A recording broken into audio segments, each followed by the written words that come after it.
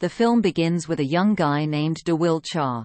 He's the son of famous gambler called Jagui, who has passed away. But II-Chool has inherited his dad's gambling skills. Even though he's still a student, he's really good at figuring out what his opponents are up to on there. Not only can he tell what cards his opponents have, but he can also watch how they move and figure out a pattern. That helps him guess which cards would make his opponents weaker. Because of his talent, he's known as Tazza. He often plays gambling games at Bong's place and sometimes gives Bong a share of his winnings because he usually wins. But one day, while he was celebrating a win, a woman he doesn't know came up to him. Even though they're complete strangers, she somehow knew he was Tazza, and she invited him to dinner. So even though he was surprised, he agreed to go with her. Turns out II-Chool is quite famous all over Korea because of his gambling skills. But instead of being impressed, the woman asked him to quit gambling. She explained that even though he might win at the beginning, eventually, he'll always end up losing, and he could lose everything. This made II-Chool curious about who this woman was. However, she had to leave suddenly because a car came to pick her up. When he got back to his boarding house, II-Chool got a big surprise because his mother had come to visit. His mom runs a small food stall on the outskirts of Seoul. She wanted dinner because she knew he was going to take the probationary civil servant test soon. She had come all the way to Seoul just to see him, but this made II-Chool feel guilty. He realized that he was his mother's only hope to improve their family's situation, especially after his father passed away without leaving any inheritance. So it's understandable that his mother wanted him to become a civil servant. To make his mom happy, II-Chool kept going to college like usual. But he had a problem because he couldn't focus on his studies. His mind was stuck on gambling, and also on the woman he met the other day. She appeared out of nowhere and disappeared just as quickly, and II-Chool didn't even know her name. This made it really hard for him to concentrate. And things got even worse when he saw a car speeding towards a T-junction. At that time, he tried to avoid it, but he ended up bumping into the car store. The owner of the car got out and told II-Chool he had to pay for the damage. Hearing that, II-Chool didn't back down and agreed to pay for it. But it turned out that the car owner was looking for a challenge, and he wanted to gamble with II-Chool. What II-Chool didn't know was that this guy was a friend of the mysterious woman who had caught his attention. The gambling involved not only II-Chool's damaged bicycle, but also the dented car door. The loser would have to replace it with a new one. The mysterious woman named Madonna became the dealer for the gambling game. At first, II-Chool thought the game would be quick, and he would win easily. But the man in front of him turned out to be a tough opponent. Even though people usually saw II-Chool as a skilled gambler, he felt helpless because he got a bad hand. In the first round, he lost badly. However, he didn't want to give up, especially since he owed Bong a favor and needed to continue playing. Bong had actually advised him to quit, but II-Chool didn't want to listen because now there was a chance to go on a date with Madonna. Madonna, on the other hand, had asked II-Chool to stop, warning him that his opponent was not just an ordinary gambler. But like Bong's earlier suggestion, II-Chool didn't pay attention because he was determined to win. Sadly, luck wasn't on II-Chool's side that day. He lost just as badly in the second round as he did in the first. Eventually, he got into a fight with some tough guys who beat him up pretty badly. Is live humming the balance until someone found out about the beating and came to rescue him. This person was called, or One Eye.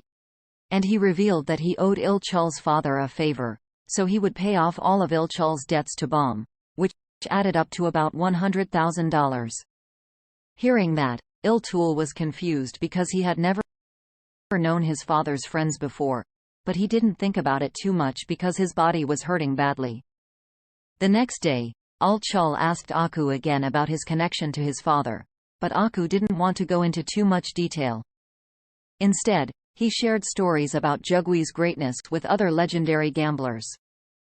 At first, II-Chool thought Aku might be one of these legendary gamblers, and he really wanted to learn from him if that was the case. However, Aku confessed that he was just a pretender.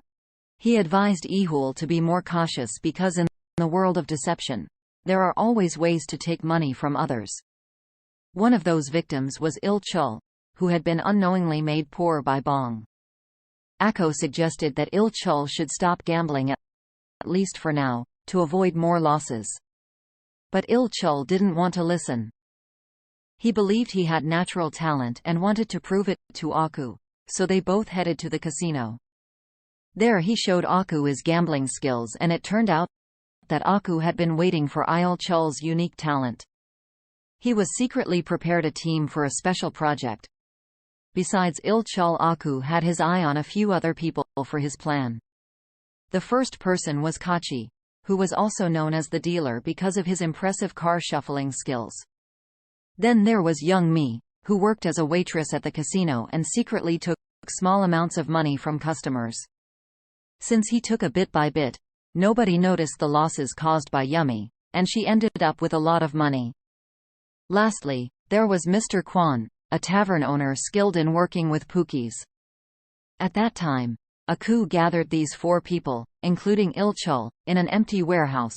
At first, Pechi felt that this team was useless, especially because they didn't know each other. But then Aku explained his plan. It turns out that he wanted to drain the wealth of a rich person named Mule. He was a cunning landlord who had recently started gambling.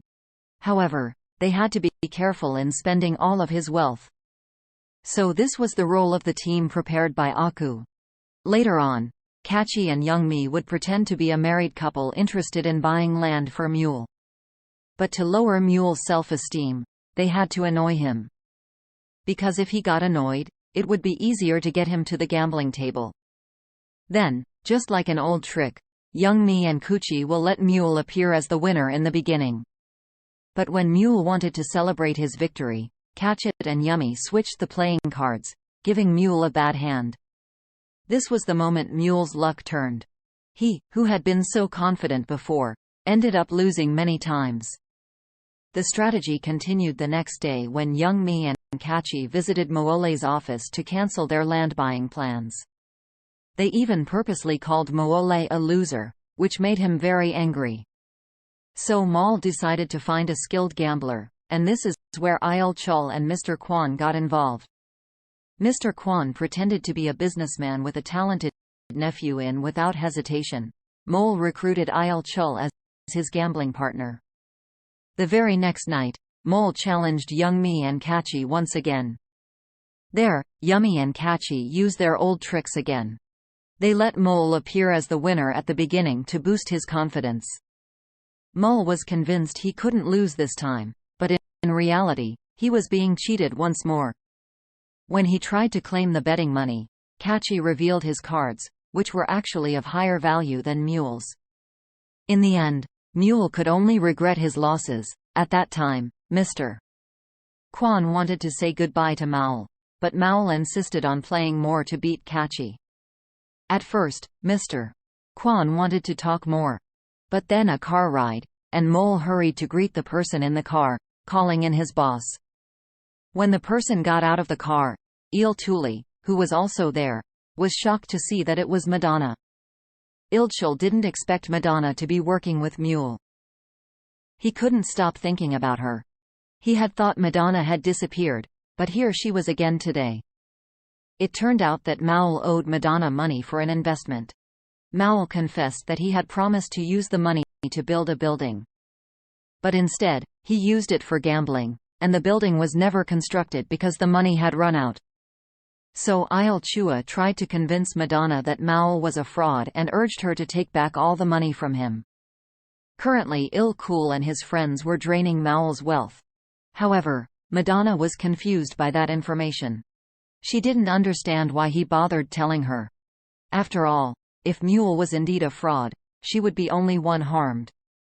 In that moment, II-Chool realized that he actually had feelings for her.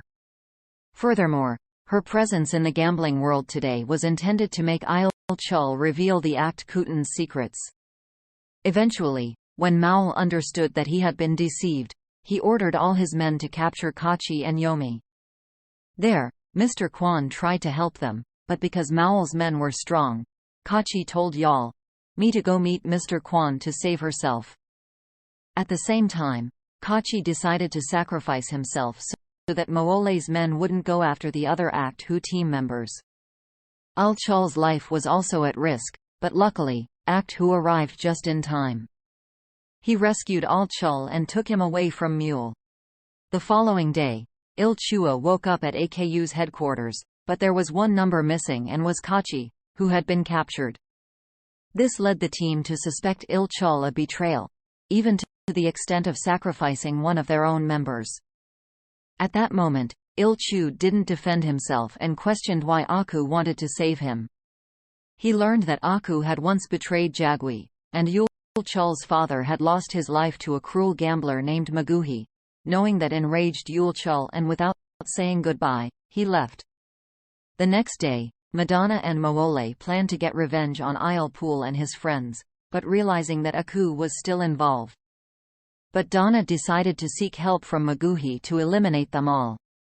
Since that incident, II-Chool returned to gambling houses and consistently defeated other gamblers. His skills were remarkable, causing people to avoid gambling with him. However, one afternoon, someone unexpected wanted to meet him. And it turned out to be Kachi. II-Chool was shot, thinking that Kachi had died.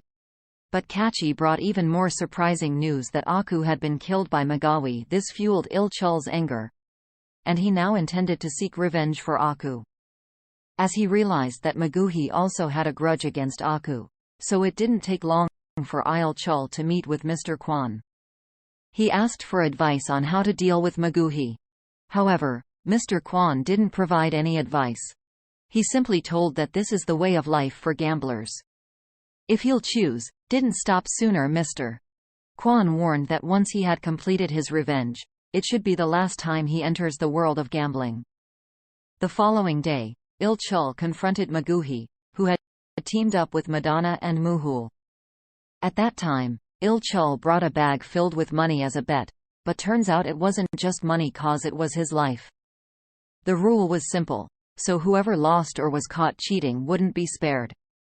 That night, when the old Chool intended to rest, but Donna approached him. She invited II-Chool to work together to outsmart Maguhi and win all the money. However, II-Chool had learned his lesson, and didn't trust her anymore. He didn't want to be deceived again. However, but Donna assured him that he didn't need to trust her, only the amount of money they could win. In the end, II-Chool agreed to let Madonna plan a strategy with him because he had also teamed up with Mule. At first, but Nada was surprised. But that's how things usually worked in the gambling world. When faced with a formidable opponent, players often joined forces to defeat them. At that time, II-Chool was actually relying on some old tricks, but he needed Wool and Madonna to help carry out his plan. At first, they played at a gambling table with 4 players. They knew that Magawi was only focused on defeating II-Chool, so he kept a close eye on him.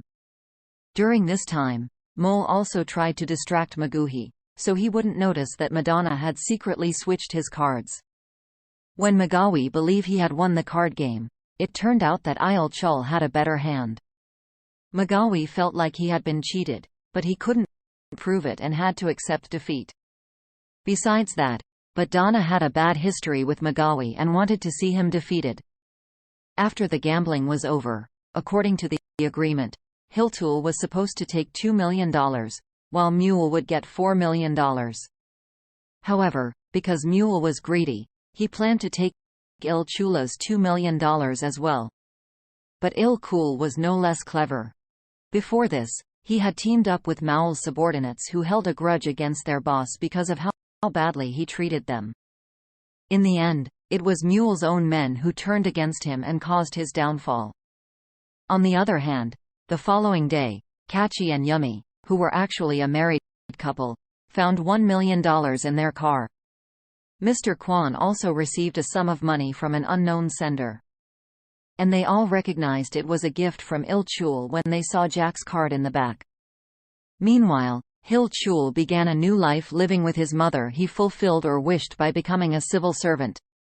At that time, He had completely left gambling behind. 'Cause he went to have a simple and joyful life with his mother. The film ends. The moral lesson from the film is lives like a card game, and sometimes it's best to fold and walk away. Especially if your opponent is your mom with a broomstick. So choose your battles wisely and keep your mother's wrath at bay.